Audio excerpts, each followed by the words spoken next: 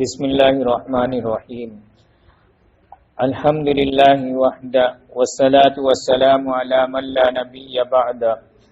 أما بعد فأعوذ بالله من الشيطان الرجيم. بسم الله الرحمن الرحيم.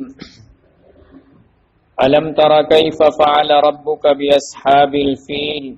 ألم يجعل كيدهم في تضليل. صدق الله مولانا العظيم. وعن أبي هريرة رضي الله تعالى عنه قال قال رسول الله صلى الله عليه وسلم أنا سيد ولد آدم يوم القيامة وأول من ينشق عنه القبر وأول شافع وأول مشفع. رواه البخاري ومسلم أو كما قال عليه الصلاة والسلام. محترم بزرگوں اور دوستو، اللہ تبارک و تعالی نے جناب محمد رسول اللہ صلی اللہ علیہ وسلم کو تمام انسانوں پر فضیلت اور عظمت دیا. اللہ تبارک و تعالی نے خاندان کے اعتبار سے جناب محمد رسول اللہ صلی اللہ علیہ وسلم کا خاندان اور نسب کے اعتبار سے سب سے اعلیٰ اور عرفہ بنایا. جناب محمد رسول اللہ صلی اللہ علیہ وسلم کا نسب دنیا کے تمام نسبوں پر فضیلت رکھتا ہے. اللہ تبارک و تعالی نے آپ کو تمام نبیوں کا سردار بنایا اور آپ کے انوار و برکات کا ظہور آپ کے پیدائش سے پہلے بھی ہوا. آپ کے قریش خاندان کے اندر آپ کی پیدائش ہوئی اور اس خاندان کے انوار و برکات کا ظہور اللہ تبارک و تعالی نے آپ کی پیدائش سے پہلے بھی کیا. بیت اللہ جو اللہ کا گھر گئے، اس گھر کے بارے میں آپ کو اس سے پہلے بیان کیا گیا کہ ابرہہ نامی بادشاہ جو یمن کا بادشاہ تھا، اس نے صنعا جو یمن کی ایک جگہ ہے وہاں پر ایک بت خانہ تعمیر کروایا تھا. اور مورخین نے لکھا گیا، تفسیر کی سب سے معتبر کتاب جو مانی جاتی ہے سیرت ابن ہشام کے اندر لکھا گیا کہ روئے زمین پر اس سے پہلے اتنا خوبصورت بت خانہ تعمیر نہیں کیا گیا تھا. اس نے اتنا خوبصورت بت خانہ تعمیر کرنے کے بعد نجاشی بادشاہ جو کو خط لکھا کہ آپ اس بت خانے کے اندر آئیں، میری یہ خواہش ہے، میری یہ تمنا ہے کہ آپ اس بت خانے کے اندر آئیں اور میں عرب کے لوگوں کو جو بیت اللہ پر حج کرنے جاتے ہیں میں یہ چاہتا ہوں کہ ان کا رخ بھی میں اس بت خانے کی طرف موڑ دوں. اس کے بعد جب یہ خط پہنچا اور خط جو گئے یہ اہل عرب کو بھی معلوم ہوا تو بنی کنانہ کے ایک شخص نے اس کو غصہ آیا اور اس شخص نے مقام صنعا پہنچ کر جس جگہ پر اس نے بت خانہ کو تعمیر کرایا تھا اس بت خانے کے اندر جاتا گیا اور اس بت خانے کے اندر پیش پاخانہ کر دیتا گیا. پاخانہ اس لیے کرتا گیا تاکہ اگر کوئی لوگ آئیں تو اس بت خانے سے نفرت کرے. جب یہ بات ابرہہ بادشاہ کو معلوم ہوتی گئے تو وہ معلوم کرتا گیا کہ آخر اس میں بیت الخلا کس نے کیا، اس بت خانے کو گندا کس نے کیا. تو لوگوں نے یہ بتلایا اس کو کہ عرب کے کسی شخص نے ایسا کیا اور اس لیے کیا کیونکہ آپ نے یہ ارادہ کر رکھا تھا کہ حاجیوں کے دلوں کو اس کی طرف مائل کرنے کا ارادہ کیا تھا. اس لیے اس نے آپ کے اس بت خانے کو اس لائق نہیں سمجھا کہ یہاں پر اگر لوگ حج کریں، بلکہ آپ کے گستاخانے کو اس نے اس لائق سمجھا کہ اس کے اندر پاخانہ کیا جائے۔ جب ابرہہ یہ بات سنتا گئے تو اس کو غصہ آتا گئے اور یہ ارادہ کرتا ہے۔ اسی وقت اس نے کہا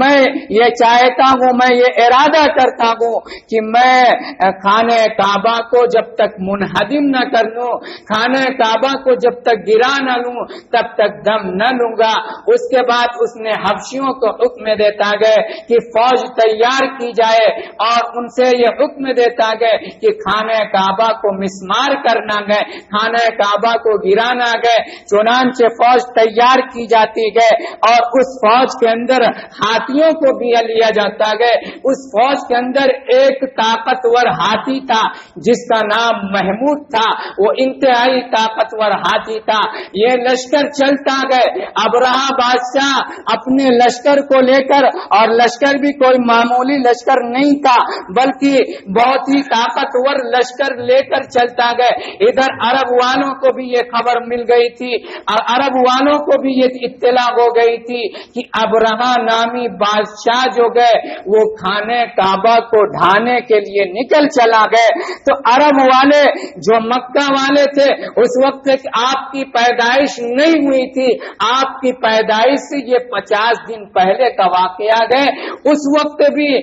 کفار مکہ بھی یہ خانہ کعبہ سے حد درجہ محبت کرتے تھے۔ تو ان لوگوں نے آپس میں ارادہ کیا کہ خانہ کعبہ کو ہر حال کے اندر بچانا گئے۔ تو اہل عرب کے اندر تمام اہل عرب کی اکٹھا ہو گئے اور آپس میں مشورہ کیا کہ ابرہہ آ رہا گئے، ابرہہ اور اس کا لشکر آ رہا گئے، اس کے لشکر سے جنگ کرنا گئے اور لڑائی کرنی ہے اور خانہ کعبہ کو بچانا ہے۔ ادھر ابرہہ کا لشکر نکلتا گئے اور یمن کے ایک بادشاہ جو ذو نفر تھے انہوں نے اپنے لشکر کو لے کر، یمن کے لوگوں کو لے کر اور ان کے ساتھ کچھ اہل عرب تھے، عرب کے کچھ لوگ تھے، جن لوگوں نے جو لوگ تیار ہوئے ان لوگوں کو لے کر یمن کے اندر، یمن کے بادشاہ جو تھے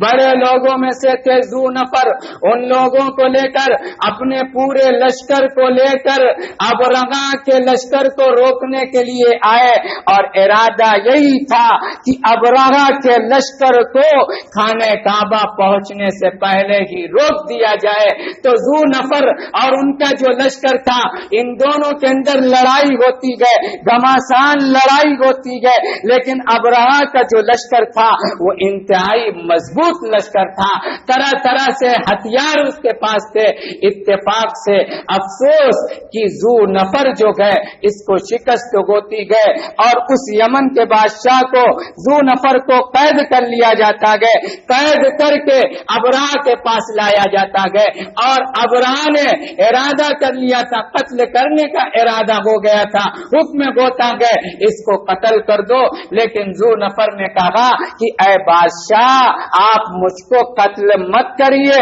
مجھ کو زندہ رکھیے، ہو سکتا ہے کہ میرا زندہ رہنا آپ کے حق میں بہتر ہو۔ تو ابرہہ جو بادشاہ تھا یہ بادشاہ یہ حلیم تھا،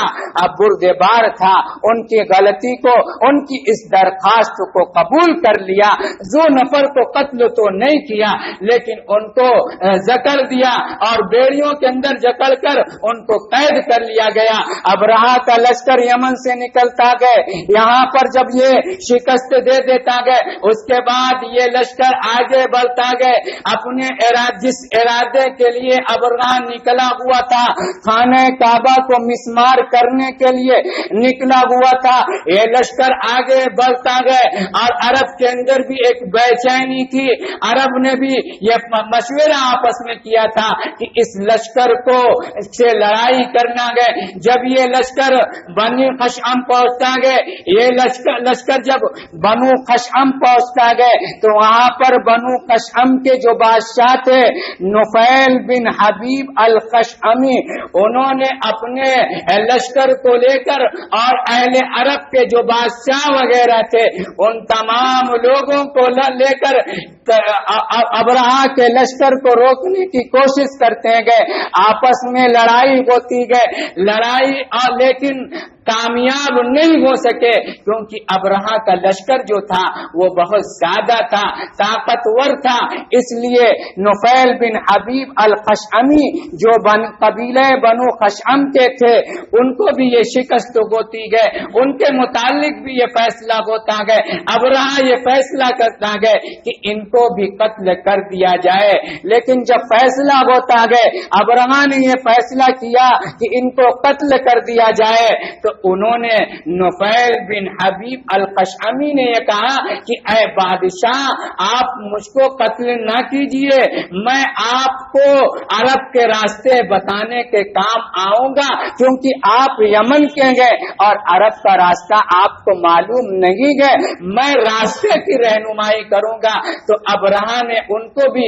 ان کی جان کو بخش دیا اور ان کو بھی قید کر لیا، اور ان کو جو گئے رہنمائی کے لیے، راستہ بتانے کے لیے رکھ لیا۔ اب یہ لشکر چلتا گئے، یہ لشکر چلتے چلتے یہ طائف تک پہنچتا گئے۔ طائف کا جو بادشاہ اس وقت تھا مسعود ثقفی، یہ اپنے لشکر کو لے کر پہنچتا گئے۔ یہ مسعود ثقفی وہی گئے کہ جب قرآن کریم نازل ہو رہا تھا تو کفار مکہ نے کہا، یہ طائف کا سردار مانا جاتا تھا۔ اس وقت کفار مکہ نے یہی کہا تھا کہ قرآن اگر اللہ کی کتاب تھا تو اس کے مستحق محمد عربی نہیں تھے،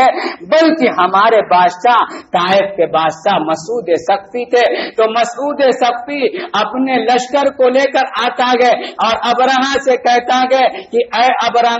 میں آپ کا راستہ روکنے نہیں آیا ہوں، میں آپ کے مخالفت میں نہیں آیا ہوں، ہمارا گھر مکہ نہیں، ہمارا گھر تو لات گئے۔ وہ لوگ لات کی عبادت کرتے تھے، قرآن کریم کے اندر لات کا ذکر آیا ہے، یہ بت تھا، اس بت کی عبادت کرتے تھے۔ تو مسعود ثقفی نے کہا، ہم آپ کی مخالفت کے اندر نہیں آئیں گے، بلکہ ہم لوگ تو آپ کی حمایت کے اندر آتے گئے، میں اس لیے آیا ہوں تاکہ میں آپ کو ایک لشکر دوں جو لشکر آپ کو راستہ بتلا سکے۔ تو یہ چنانچہ اس نے ایک لشکر دیا، اور وہ لشکر اس لیے دیا تاکہ مکہ تک اس کو راستہ بتا سکے۔ تو یہ لشکر آگے پہنچتا گئے، چنانچہ مکہ سے 3 فرسخ جو گئے، قریب ایک مقام مغمس جو گئے، اس جگہ پر ابرہہ کا ٹھہراؤ ہوتا گئے۔ یہ لشکر ٹھہرتا گئے، ٹھہرنے کے بعد اس وقت معمول یہ تھا کہ اہل مکہ کو دستک دینے کے لیے، تاکہ مکہ والوں کو معلوم ہو جائے کہ ابرہہ کا لشکر آ گیا ہے، ابرہہ نے ایک شخص اسود کو بھیجا اور اس شخص نے مکہ کے اندر جا کر مکہ والوں کے سامان کو لوٹ لیا، اور آپ کے دادا جان حضرت عبد المطلب کے 200 اونٹ کو بھی اس نے لوٹ لیا۔ لوٹنے کے بعد یہ ابرہہ کے پاس آتا گئے، پھر ابرہہ ایک اور شخص کو بھیجتا گئے، اور بھیجنے کے بعد یہ کہتا گئے کہ مکہ کا جو بادشاہ گئے، جو سردار گئے، اس سردار سے ملو اور کہہ دو کہ میں خانہ کعبہ کو مسمار کرنے کے لیے آیا ہوں، خانہ کعبہ کو گرانے کے لیے آیا ہوں۔ اگر بادشاہ مجھ سے لڑائی کرے گا، اگر مجھ سے مقابلہ کرتا گئے تو لڑوں گا، ورنہ اگر بادشاہ مجھ کو اٹیچ نہیں کرتا گئے تو میں اس کو نقصان نہیں پہنچاؤں گا۔ چنانچہ وہ شخص اس وقت مکہ کے بادشاہ جناب محمد الرسول اللہ صلی اللہ علیہ وسلم کے دادا جان حضرت عبد المطلب تھے۔ وہ شخص آتا گئے اور آپ کے دادا جان سے کہتا گئے کہ ابرہہ کا لشکر جو گئے مقام مغمس پر پڑاؤ ڈالا ہوا گئے، اور ابرہہ نے مجھ کو یہ بھیجا گئے اور یہ پیغام بھیجا گئے کہ اگر آپ اس کے راستے میں رکاوٹ نہیں بنیں گے تو آپ کا نقصان نہیں پہنچائیں گے۔ تو اس وقت تو انہوں نے آپ کے دادا جان نے چنانچہ پہلے تو عرب کے لوگوں نے یہ مشورہ کیا تھا کہ ان سے جنگ کرنا گئے، ان سے قتال کرنا گئے، اس لشکر کو روکنا گئے، لیکن جب بعد میں معلوم ہوا کہ ابرہہ کا لشکر بہت بڑا گئے اور مکہ والوں کے پاس طاقت نہیں تھی، اتنی ہمت نہیں تھی تھی کہ اس لشکر سے مقابلہ کیا جا سکے، تو آپ کے دادا جان نے کہا کہ ہم جو گئے ہم آپ کا مقابلہ نہیں کرنا چاہتے، بلکہ ہم تو ہمارا جو سامان گئے، جو ہمارے اونٹ گئے، ان چیزوں کو واپس کر دیا جائے، کیونکہ جن چیزوں کے مالک ہم گئے ہم ان چیزوں کو مانگ رہے ہیں، باقی بیت اللہ کا مالک جو گئے، اللہ تبارک و تعالی گئے، اگر وہ مولا ابرہہ کو روکتا گئے تو روکے، ورنہ وہ اللہ تبارک و تعالی روکے گا۔ چنانچہ یہ حکم ہوتا گئے کہ حضرت عبد المطلب سے یہ کہا جاتا گیا کہ آپ ہمارے بادشاہ ابرہہ کے پاس آئیے، اپنی فریاد کو رکھیے۔ اللہ تبارک و تعالی کہنے سننے سے زیادہ عمل کی توفیق نصیب فرمائے، آمین۔ واقع